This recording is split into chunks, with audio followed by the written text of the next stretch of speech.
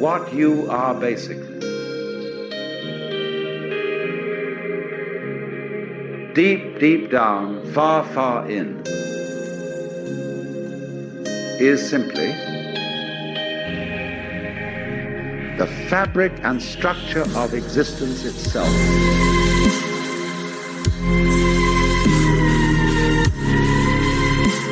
Peace for all men and women, for all men and women, for all men and women. Not merely peace in our time, peace in all time. Honestly expressing yourself.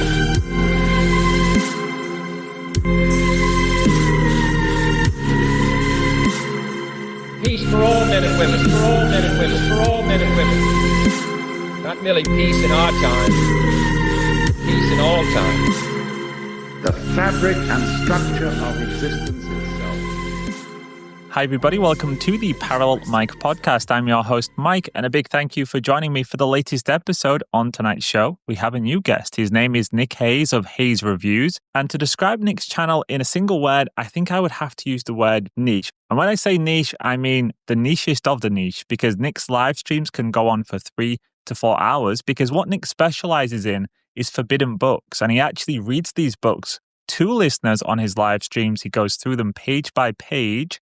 And of course, in today's world where people have very short attention spans, there's not many people who are willing to sit there and listen to an entire book. However, for those people that are capable, Nick is giving a fantastic education, choosing very important books that chart the history of things like globalism, conspiracy, hidden histories, all things that are very pertinent in the world right now. So Nick chooses the books and then he shares them with his audience, who I'm guessing are pretty switched on people. So the reason I invited Nick on the show is because I wanted to find out what books he's reading and what engaging in what I would really say is forbidden literature has taught him about truth and discernment. And then in part number 2, for fun, we actually go through 2 books that we both read in preparation for tonight's episode relating to the British royal family. So we kind of do a book review. We talk about some of the interesting facts that we picked up along the way. We definitely don't read the books in their entirety. Don't worry, it's not a 20-hour podcast, but I think you're really going to enjoy that part number 2 if you enjoyed part number 1. So that's it for the introduction. Members, please head over to parallelmic.com to listen to that full episode. And of course, if you're not a member yet, but you do enjoy part number 1, or part number 2 of each and every episode is available on parallelmic.com. In closing, my friends, take care of yourselves. Thank you so much for listening. And like always, I will see you in the next one.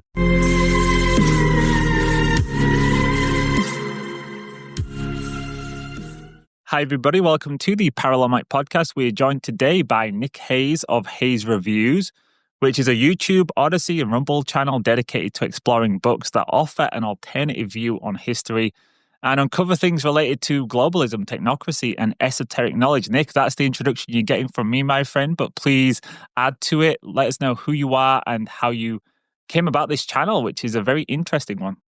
I think that's a great introduction. Definitely a nice summary. I got to this point of making the channel because I learned about the existence of books which contained information that I'd never heard about before. And it blew my mind that these books existed and I could get my hands on them for relatively cheap. We're very blessed here in England to be able to scour all these used bookshops where you can pick things up for a few pounds. And then you've got the internet on top of that as well, where you can get used books. And I was learning about things such as the Paperclip, Operation Paperclip. That was a big one. That was one of the first books that I reviewed on the channel. And I just thought, why did I not hear about any of this stuff until I was in my 30s? This is like critical history. People should know about this. And not everybody has access or appetite or attention to read themselves. So I thought I'd provide a little learning crutch for them to use by reviewing books. And then eventually that became live streams. And I thought, I'll just read the whole book on a live stream and get a book. I got a book cam. And so I set that up so you could see what I'm reading, to see that I'm not making things up, and just documenting some of these amazing books. I began doing that with H.G. Wells's book, The Open Conspiracy. Just the title alone, makes you want to know what's going on in there. What is the Open Conspiracy exactly? And then it just sort of went on from there, really. And I got some viewers, and I was very blessed to have curious, intelligent people in the audience. And then I started opening it up to a vote, and I would say, okay, we finished a book. What do you want to do next? And I would pick 3 books from my library, and people would vote on what they wanted to do next. And that's what we do. So we're just working our way through the library back here. I've got about another 450 years to go till we finish. So that's where we're at.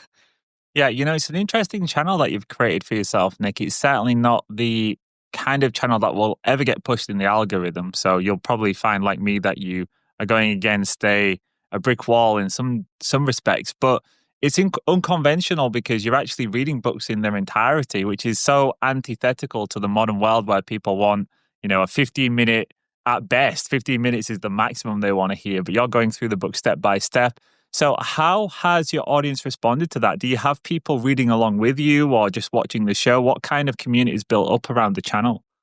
Oh, that's a great question. Yeah, so you're totally right. Firstly, the attention span has been decimated. It really has. And my live streams are 3 hours usually, and that will usually consist of half of that is reading and half of it is what I call a preamble ramble, where I get some other resources together and provide a bit of context by looking at Wikipedia and maybe exploring articles and other resources out there to provide, just to flesh out the wider, broader picture that the book sits in.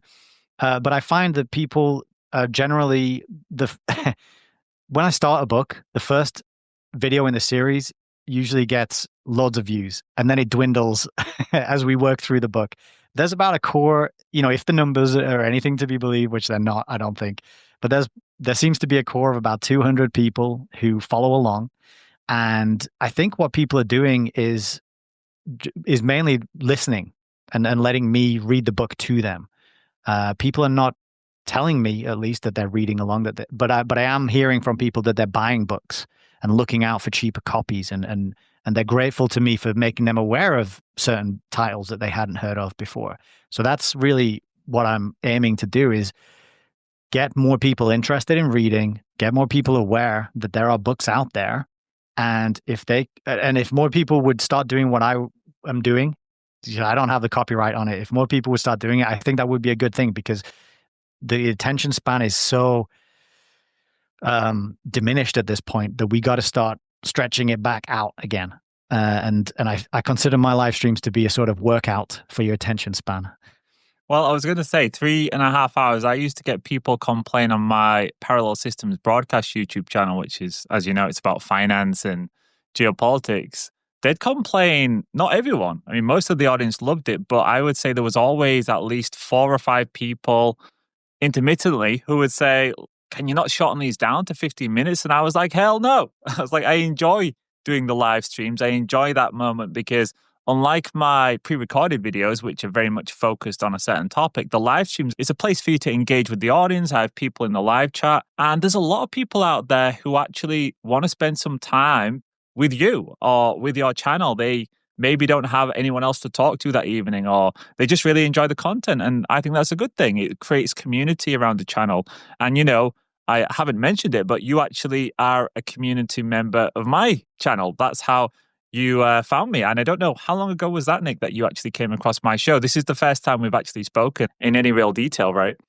Yeah, I think back end of last year. I want to say around September, maybe the end of summer last year, something like that. A friend of mine, Ollie, who I met in another online community, we were talking about, he recommended to me Neil McCoy Ward stuff. So I was looking at him, and then I was noticing some things, and I went back to Ollie and I was like, hey, this Neil guy? What do you think? He was like, oh, I'm not listening to him anymore. I'm on Parallel Mike now. And I was like, okay, I'll come over and check out Parallel Mike. And then I was like, okay, yeah, this is someone I want to support and learn from and be part of the community. And it's a great place. I really get a lot of value. I get a lot of inspiration for where the kind of things I want to do in the future.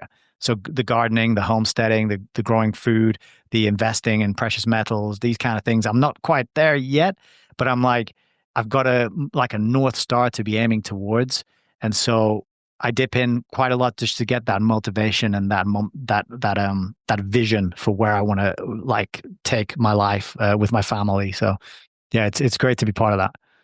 That's awesome, Nick. Yeah, it's really nice to hear that. I think that is, for me, the real aim is that people watch my show, get some solid information that's discerning, and then have a vision, to actually improve their lives and to go forwards. Because, reading these books that you're reading, there's a lot of reasons to be, you could say, black-pilled or negative on the future. But we had a little conversation off air, and I said that's absolutely the opposite of the response that I feel and that I want other people to feel. I think, no, the reaction to that and the counter to it is to actually say, no, I'm going to actually go forward and make the world a better place, and to do things that are not insular and maybe retreating into the shadows. It's like, no, I'm going to go forwards. I'm going to make the world a better place. And so I'm glad that my content gets that across, because there is a harshness to some of these things. And I'm sure you've read so many books now that at times I'm sure it feels a bit like, wow, is it really this bad? Is the rabbit hole that deep?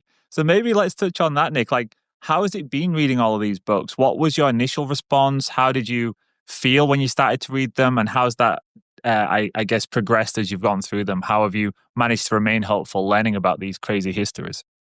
Yeah, that's such a good question. And I'll say, like, the first thing right up front is that, to me, this work gives me a lot of cause to be joyous and be optimistic, because it's like when you can see how the magic trick is done, and you can see the games being played, the agendas, the tactics, the strategies, the methodologies for what's being done to the people of, the planet where we live, all of us pretty much.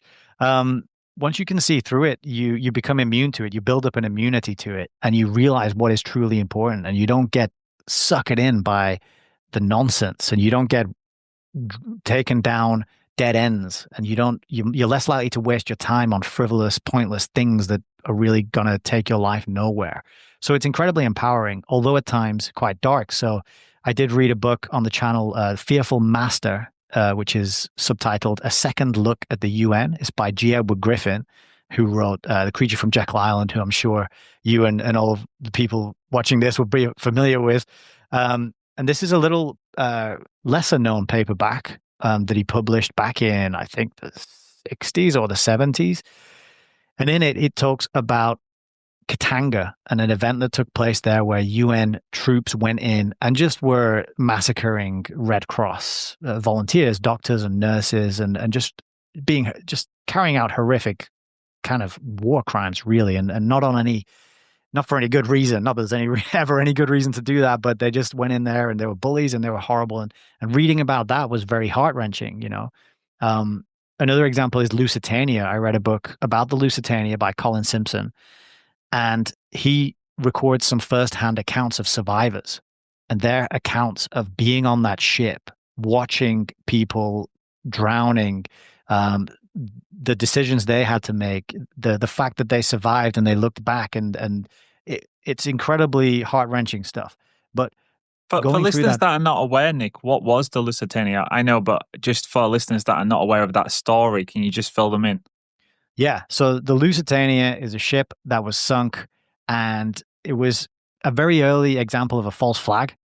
And this ship had American passengers on it, and at that time, America was not involved in the war that was going on. And there was a sort of, if some Americans happen to die, America would be dragged into the war. And then what do you know? This ship gets sunk. It's blamed on a German U-boat. They say it was sunk by a torpedo, and the ship was sunk. But and then it goes into history as Germany attacked this U-boat, and that prompted America to join the war. Now, of course, many, many years later, when documents become declassified and the fog of war, the dust has settled, the fog of war has dissipated, and people such as Colin Simpson, who wrote the book, go back and troll through the archives and start putting pieces together, they realize that the narrative that concretized in history is a very oversimplified explanation of what happened, and there is much more going on, and all sorts of names pop up that people might be familiar with if you're into your hidden history. The Colonel House is in there. Colonel, what was his name? I forget his first name, but Colonel House, the president's handler, and it's a fascinating story because it parallels things that we've lived through in our lifetime, where an event happened and there's a commission set up to investigate it, and the commission just seems to have had a conceived the conclusion before they went into it, right? And so even though there's this illusion of we investigated that and we found out that this is what happened, this has been going on for a long time. It's a tried and true method. And so the Lusitania book explains that, and it doesn't tell you sort of this is what exactly happened. It just raises a lot of questions and shows you a lot of coincidental visits and meetings between certain people, and it goes into... I think I'm right in remembering that the German embassy actually took out adverts in American newspapers warning travelers, do not travel on the Lusitania. We can see that they're planning to go into territory that is ours. Do not travel on it because that would be considered potentially an enemy vessel buyers, and we would have to take action if they go on this course that they're charting. And so America understood what they was doing at that point. And that's something that, again, it's kind of erased from history. But in retrospect, you can go back and find these things. You can literally Google right now and you'll find that newspaper article that was taken out in English-speaking newspapers. So these things really do give you a different view on the world, right? And I guess that's where you're getting to, is that your whole worldview was challenged by all of this. Yeah, exactly. So you realize that certain events in history have been sanitized, and then it makes you uber skeptical of the things that you're living through. So when some big event happens, people get told to stay at home for 2 years, and they can't go to the gym and the church, but they can go to the supermarket. You start to think, are they telling us the truth about this? Because they lied about all this other stuff in history, right?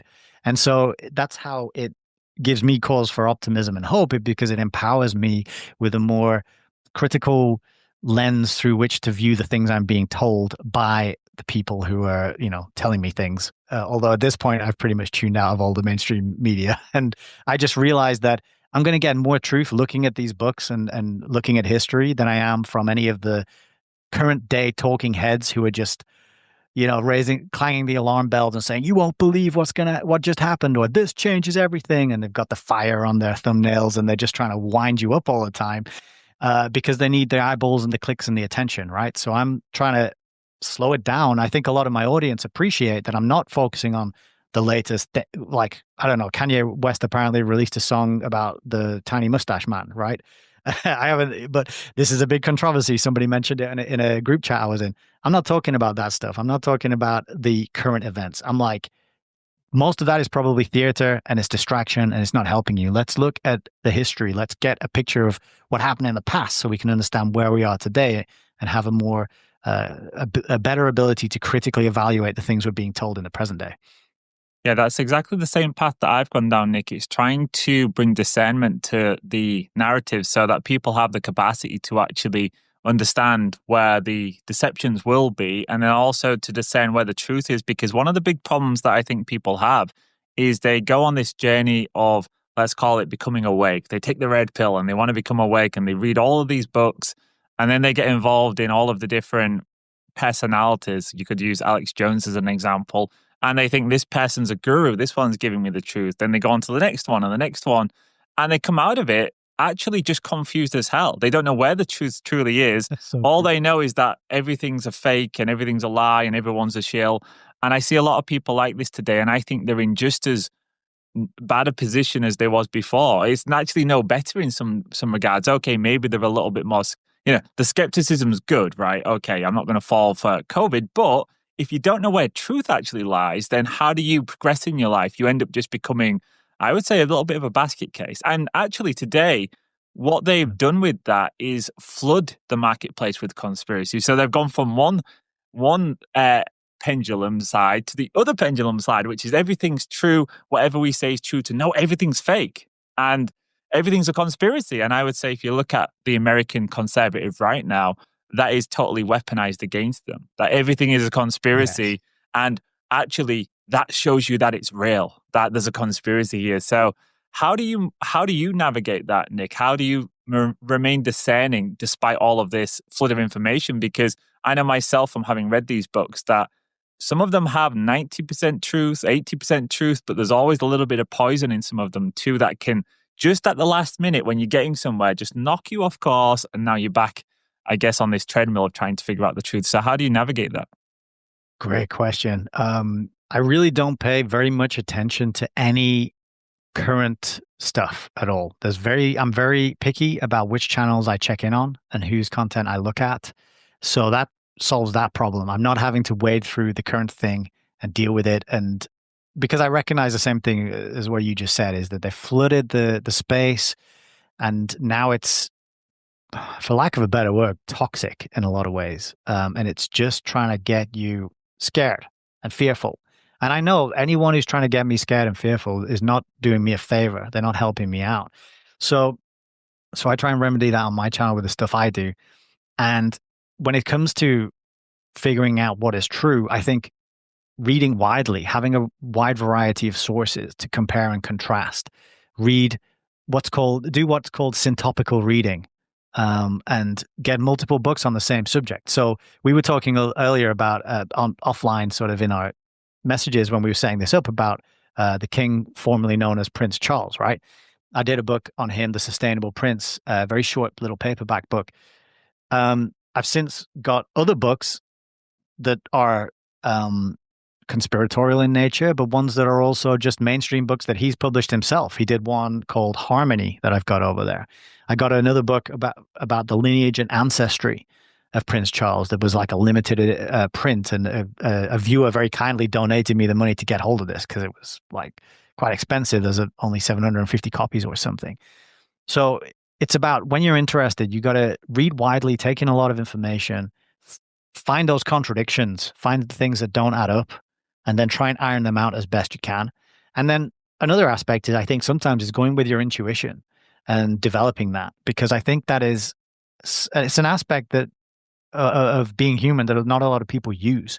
We've kind of been coached to not go with our intuition, to just be logical and rational, and what is the fact and what is the evidence and what is the concrete thing to look at. It's quite a left-brained thing to do, the analysis, which is great, but you don't want to neglect the right brain side of it, which is all about sort of intuition and energy and frequency and vibration, and having a balance between the two can help you navigate things. So you might be like this, you might just have a sense or a feeling about somebody who's presenting something to you, and you just think, okay, the information seems good, but something about this person's a bit off, so I'm going to be a little reserved in going whole hog in just believing everything that they say, right? Yeah, I have to say that for me personally, the intuition side of life is the most important, because the majority of the time we don't have all of the information. We're having to make decisions based on a small subsection of the information that's available, and sometimes we don't have time to do all of that collating. However, I would say that if you want to become an intuitive, you need to have an intention to actually tap into that, because it's not immediately available unless you actually develop it. And the other thing you have to do is filter out a lot of the noise, which is there to actually stop you from being intuitive. All of this media, I mean, if you've got a TV on in the background, a radio on in the car, if you're listening to a million Twitter videos and all of this crap that just comes through the screens, there's no way you're going to have a good intuition. It's going to be drowned out. So you really have to develop it. And I think it takes many years to do, Nick, actually. I think it takes a lot of time. I got rid of the TV about 15, 20 years ago. And then for a long time, like, you don't trust it. You don't trust your own intuition until you have a consistency in that, oh, it's guided me so many times consistently. And I think one of the things that they really want to do is to make you distrust yourself. Yes. I think that's what a lot of these psyops are about. It's about making you distrust yourself. So you say, I don't actually know what to think. You tell me what to think. Somebody else needs to tell me. And so I actually guard that really carefully. Like, I don't want to ever fall for one of these different agendas, but I also don't want to become so skeptical that I don't trust myself. And reading's a key part of that for me. Like you said, going through the history and giving your brain many different models and paradigms, and then teaching yourself how to actually come up with conclusions for yourself, thinking for yourself. And again, that takes a lot of time. You've got to trust your own ability to do that. So how do you do that, Nick? I'm guessing you wasn't always so skeptical. It sounds to me like you actually came about this knowledge. Was it with COVID? Was it before then? When did you get to this point where you became the more skeptical version of yourself? Well, it started back in university when a guitarist who I was in a band with said something about a comedian called Bill. And he was like, "You never heard of Bill?" I was like, "No, what are you talking about?" He was like, "Come with me." And we went back to his room and he got a CD player out and he put the CD in and it was Bill Hicks' Rant in E minor. And if anyone doesn't know that, I would recommend people check it out. He's an American comedian, but he's also a guitarist, and the album is his bits of his stand-up interspersed with his ditties, his little guitar playing, and it's a masterpiece. And I listened to this and I was like, this guy's dropping truth bombs. He was saying things about governments, about drug use, about war that I never heard anyone say. And he was like one of my very first sort of quote unquote truthers that really changed my paradigm and got me thinking differently. But then I kind of laid dormant, I would say, for many years. I did some traveling and I went to live abroad and I started listening to podcasts. Joe Rogan Experience was an early one. And I was listening to your Graham Hancock and your Randall Carlson and all these alternative history guys, and like, whoa, the pyramids and the Sphinx are way older than we thought. And like, God, this is, and there was a guy who came on, Stephen Greer, a UFO guy, and he was going on about like this revelation that aliens are going to be announced. And I was like lying up in bed thinking, oh my God, they're going to announce that they're in touch with aliens any day now. And then of course it never happened. And Stephen Greer is a total CIA operative. Like anyone, he's like you was just alluding to, at first you absorb all of these people and then later on you're like, I can't believe I ever listened to this person. Exactly. So I kind of got to that point of like, well, I don't know what to believe, right? I'm just going to live my life and carry on teaching and traveling.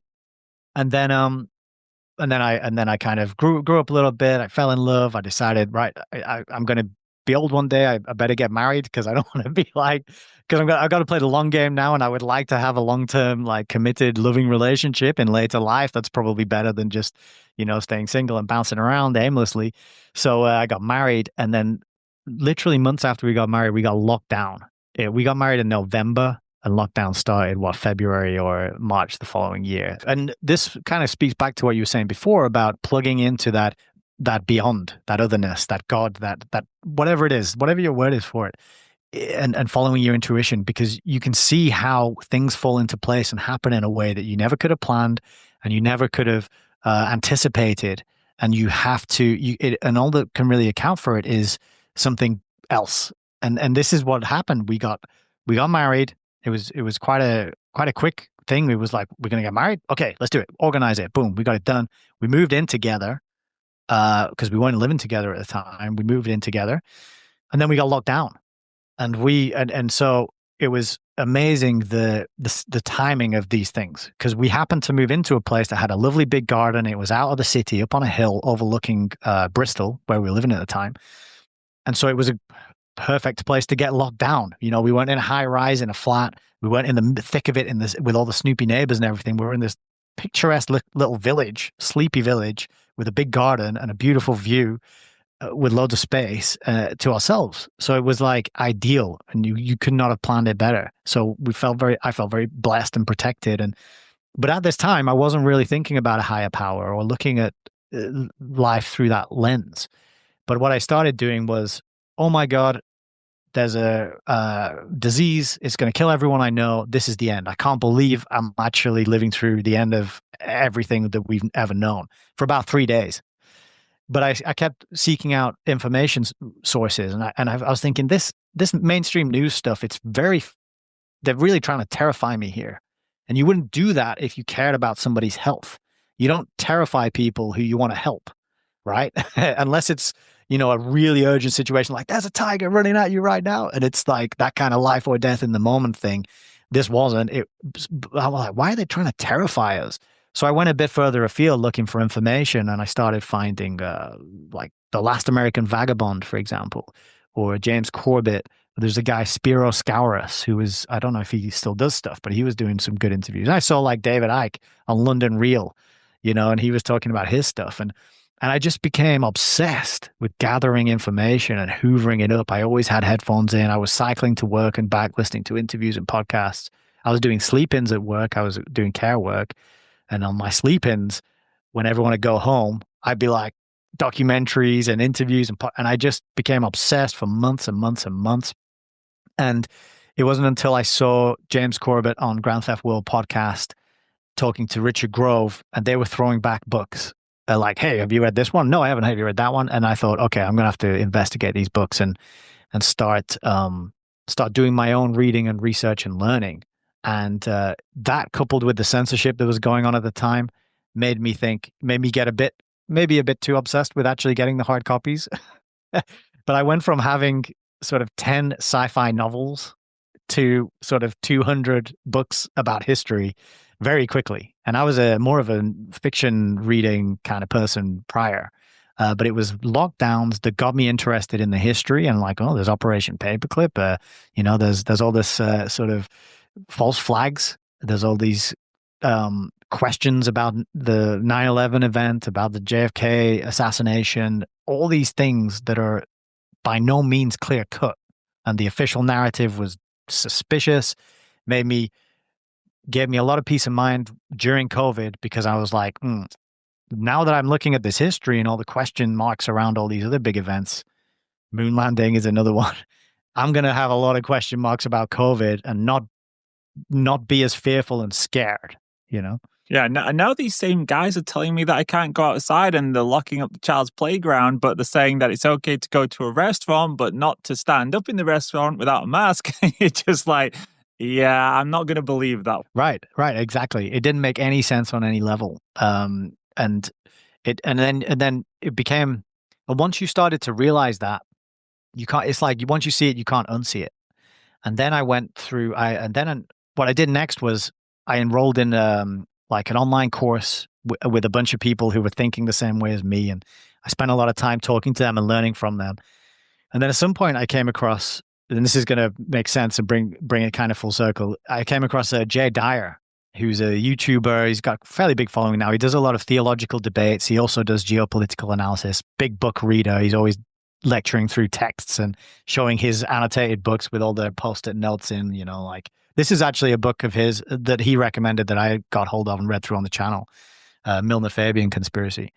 But I heard him debating atheists, and he was using the tag, which is a transcendental argument for God.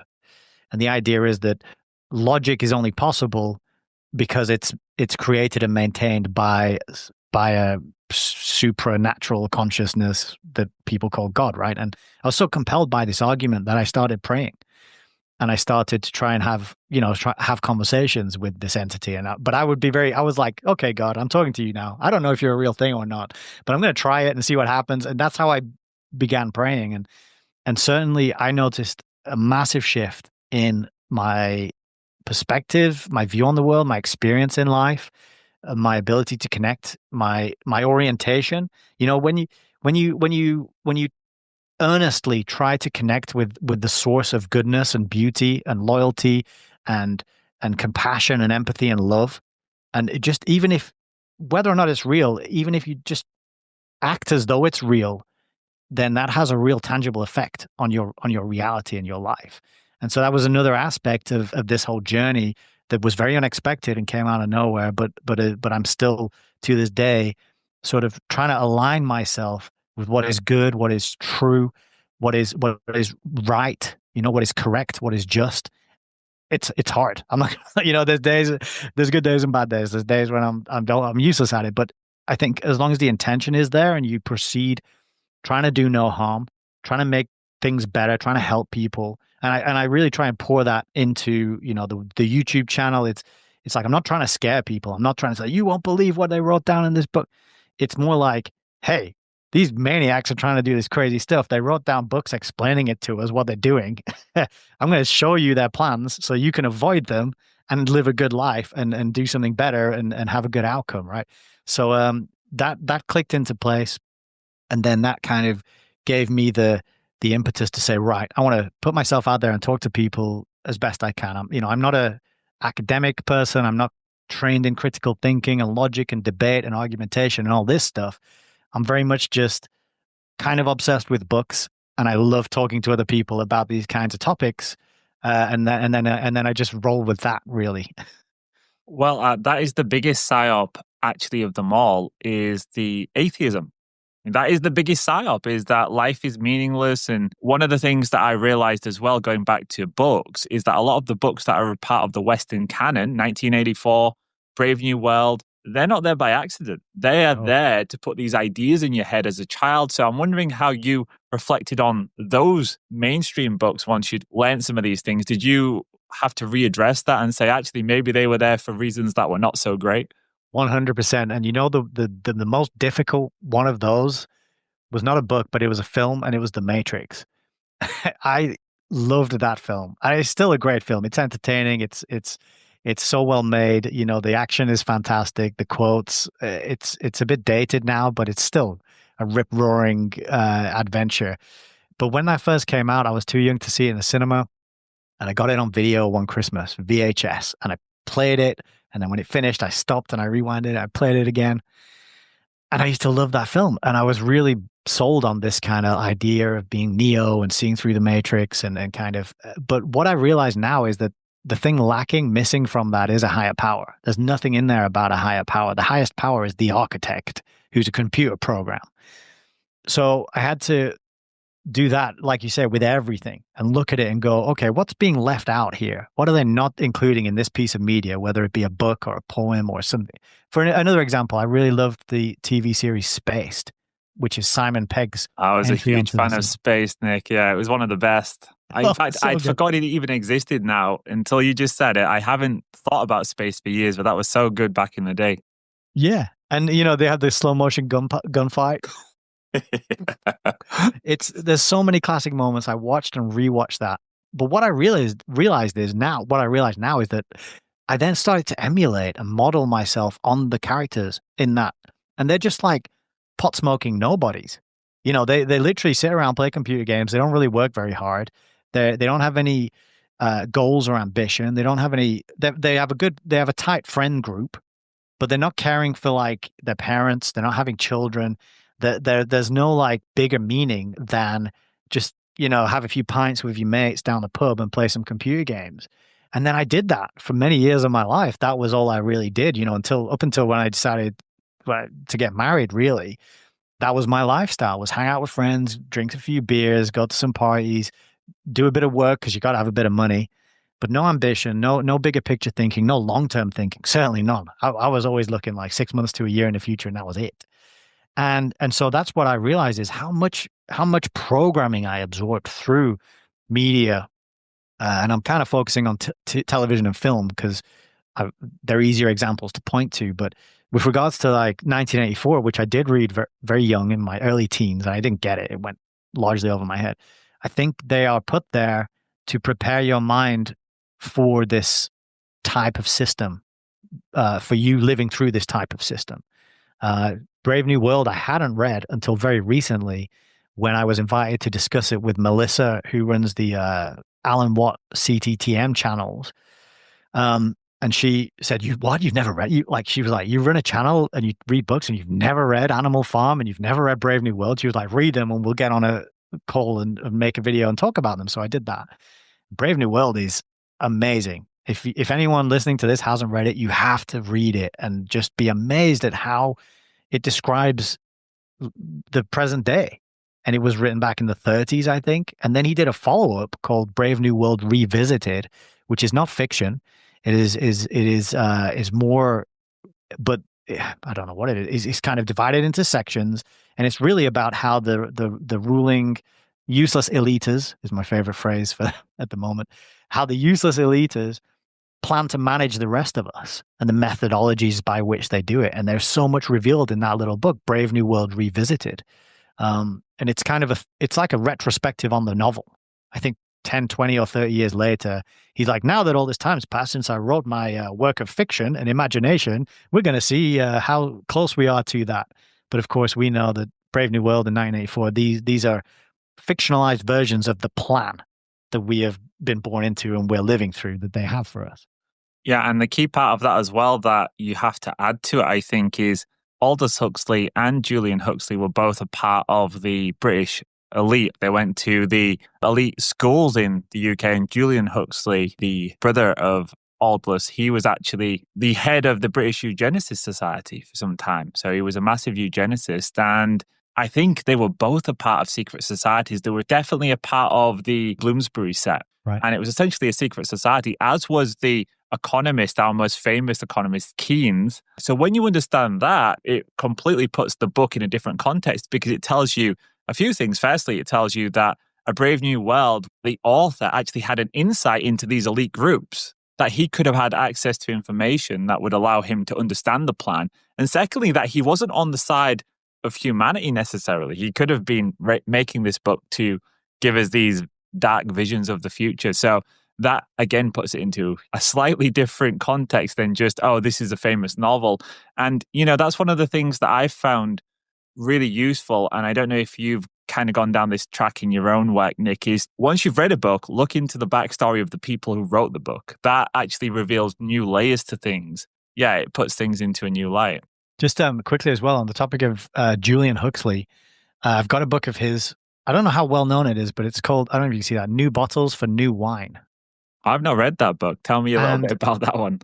I haven't read it either, but I'll show you something that's very interesting. So this is Essays by Julian Huxley. It's 1957. And I'll show you the contents page. And you can just have a look at the title of chapter 1. Okay, let's see if I can see it. Oh, number 1, transhumanism. Yeah, it was actually Julian Huxley who came up with that word, transhumanism. So he was the author of transhumanism in a sense. Yeah. So this book, New Bottles for New Wine, is the first chapter is transhumanism, written in 1957. So this is an example of some of the mind-blowing things that have happened to me since I started doing this work. Is I only came across words like technocracy and transhumanism during lockdowns when I'm starting to hoover up all this information and get obsessive about, podcasts and listening to different people. Turns out transhumanism has been around since the 50s and technocracy has been around since the 30s, right? And so people have been writing about this stuff. These are ideologies that go back. They have written plans about how they want to roll it out. There are think tanks and institutes that fund the people to promote it. And so there's this history that connects what we were living through all the way back to 100 years plus. And I think you're right when you say these agendas are much, much, much older. But because we've really only got access to the books of the last sort of 100 years, unless you really want to start, going into the antique books, it's amazing what you can learn just looking at books from the last 100 years. And yeah, transhumanism, technocracy, these are concepts that were well defined and fleshed out and advanced by certain groups of people. Maynard Keynes, he came up for me when I read through this one, which is Fabian Freeway. And I read this one in full on the channel. Quite an amazing book, all about the Fabian Socialist group and how they spread to the USA from England. And she writes this, she wrote this in the 60s. And she writes quite a bit there about Maynard Keynes and his proximity to the likes of Sidney and Beatrice Webb, who founded the Fabian Socialists, George Bernard Shaw, H.G. Wells. It's like we know these names kind of separately and from different places. But when you start to connect them and you connect the Huxleys and you connect the Galtons, and Galton Darwin had a book as well, The Next Million Years. And that's it. You start to realize that, like, okay, there's too much here to chalk up to just coincidence. These are members of a group of people who have an agenda and a plan, and they reveal it in different places, little bits of it here and there. So you got to kind of go on this hunt to find all the different pieces and start plugging them into each other.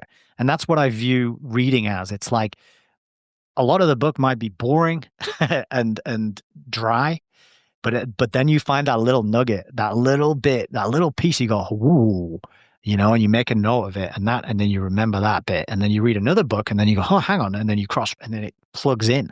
And then you just start to build out that picture. It's like treasure hunting. It's a bit like gambling because you never know when that like juicy little nugget's gonna pop up and you're gonna find some tidbit that is fascinating and adds to your picture and your understanding. So yeah, that's the kind of buzz that I get from reading. Yeah, I agree. It is exciting to do this kind of research in a sense because you uncover the origins of what we're living through right now. And in that light, you say, wait a minute, so this COVID thing's happened, but now you start to go back into the history and read these books from 10 years ago, 20 years ago, 50 years ago, 100 years ago, and now you're like, oh, wow, there's a continuum here. This is a belief structure, an ideology that's been a long time coming. And then all of a sudden, you can kind of zoom out to the 10,000 foot view and you say, well, clearly politics is bullshit. This left versus right versus right versus left. Well, none of that's mattered because we're still in the exact same place they were talking about 100 years ago.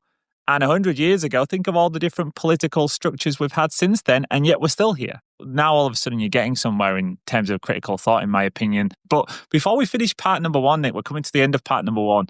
Maybe we could end this one with you telling us, have you had any pushback? Have people accepted this? Yeah. So firstly, my wife, I remember back when I met her, I was living in Vietnam, back in Nam. And we would drive around on our little moped. Everyone uses mopeds to get around there.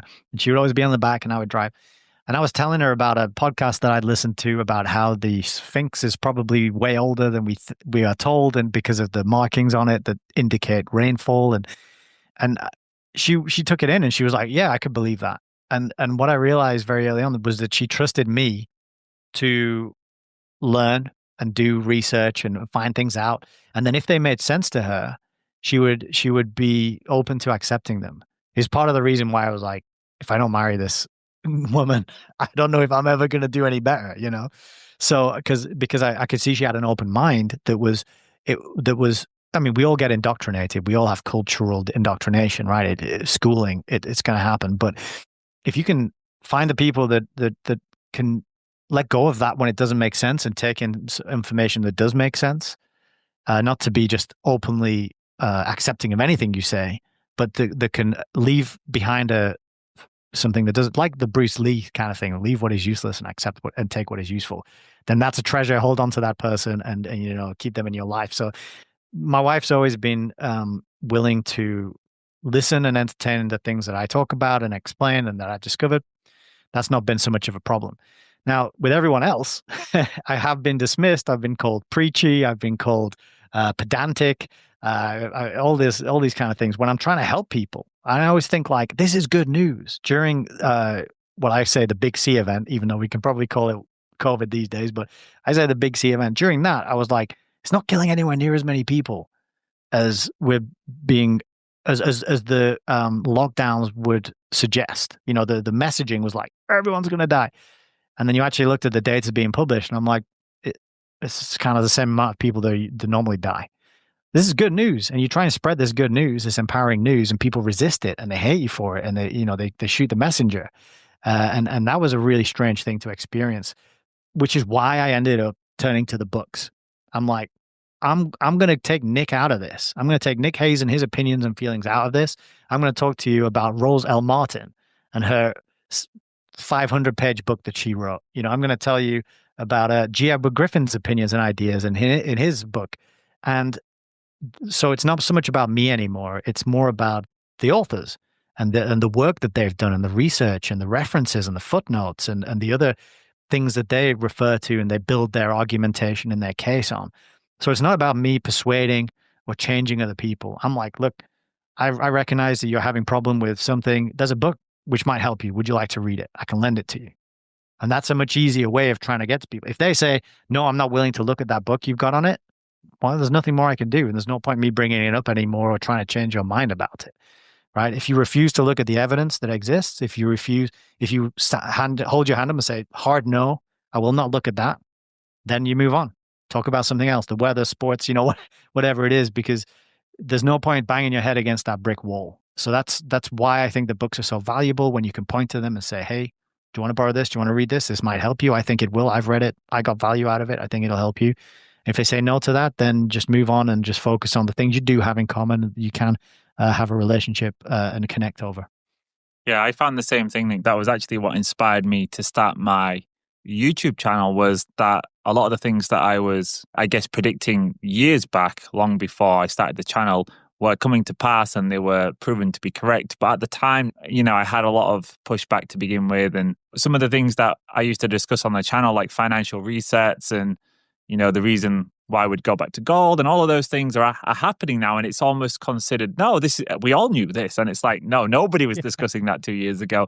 And sadly, that's the way it is. You never get any accolades for being right. But there is, I think, a personal gratification of saying, at least I got my voice out there. I said what I had to say.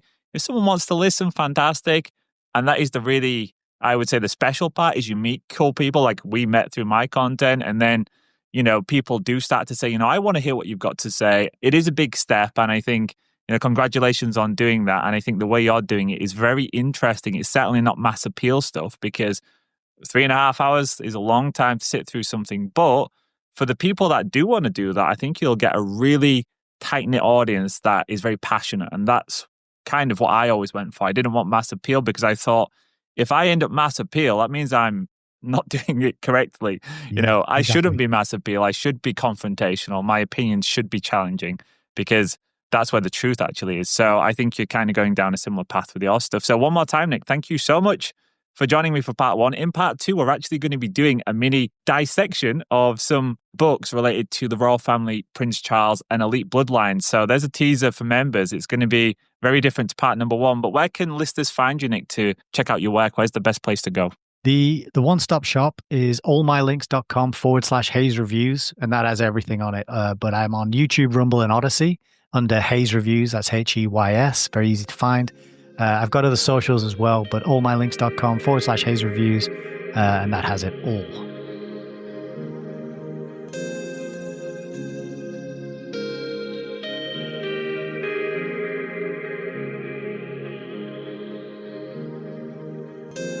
What you are basically.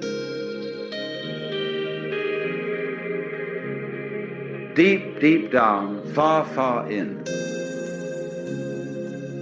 is simply the fabric and structure of existence itself.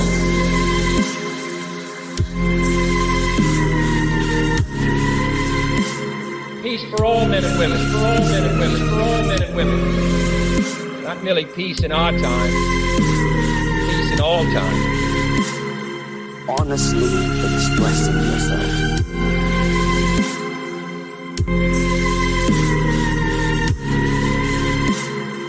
Peace for all men and women, for all men and women, for all men and women. Not merely peace in our time, peace in all time. The fabric and structure of existence itself.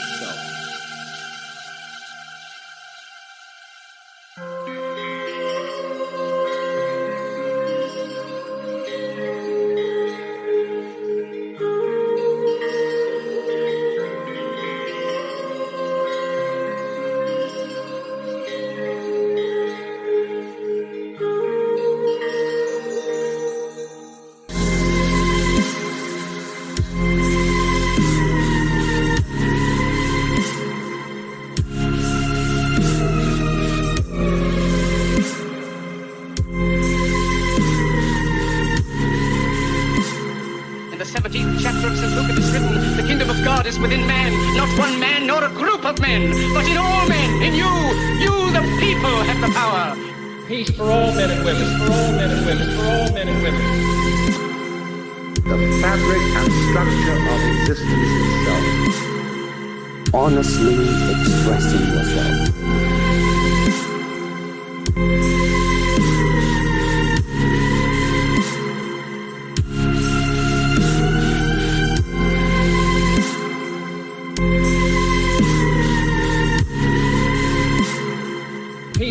Men and women, for all men and women, for all men and women. Not merely peace in our time, peace in all time.